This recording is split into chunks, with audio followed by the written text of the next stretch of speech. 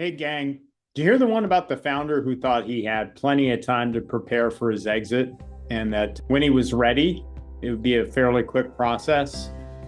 Yeah, we hear that a lot. And frankly, we understand it because if you're the founder of a successful business and you're thinking that there's a lot of private equity capital out there and a lot of strategic buyers that might be interested in your business when you're ready to sell, you're probably right.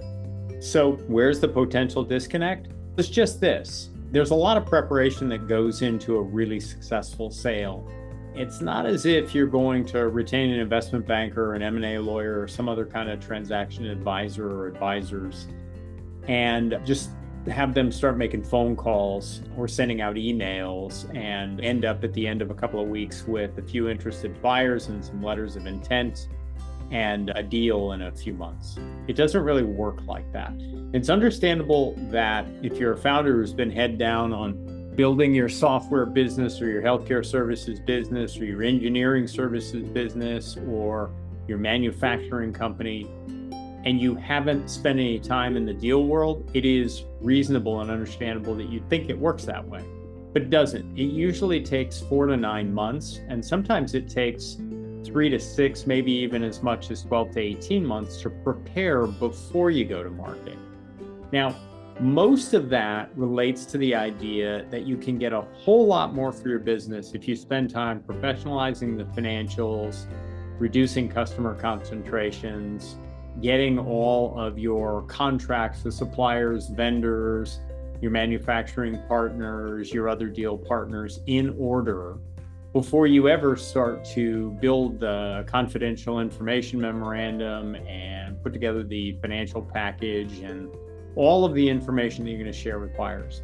The bulk of that time, call it 6 to 18 months of that time, would be things you would do internally that you may not even need many or any transaction advisors or other specialists to work on with you. These would be just things you would do if you had the checklist, if you knew the things buyers were going to want to see beforehand. So this doesn't require a complicated engagement. Although what we have seen is there are a lot of people out there, us included, who help sellers prepare.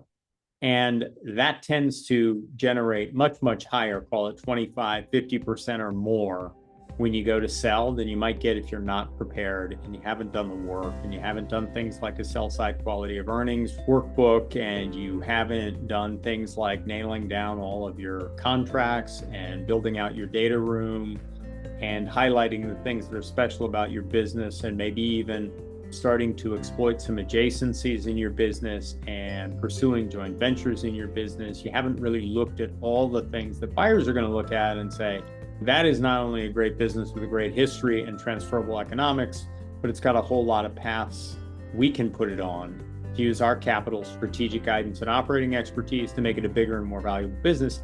And that's why they'll pay a lot of money when they buy. They're gonna pay you a multiple of your history, but they're gonna be buying for the opportunity of the future of the business. And the more prep work that goes in ahead of time, the higher the price, the better the terms, and the more legacy control you'll have when you exit. All right, that's it for today. Thanks.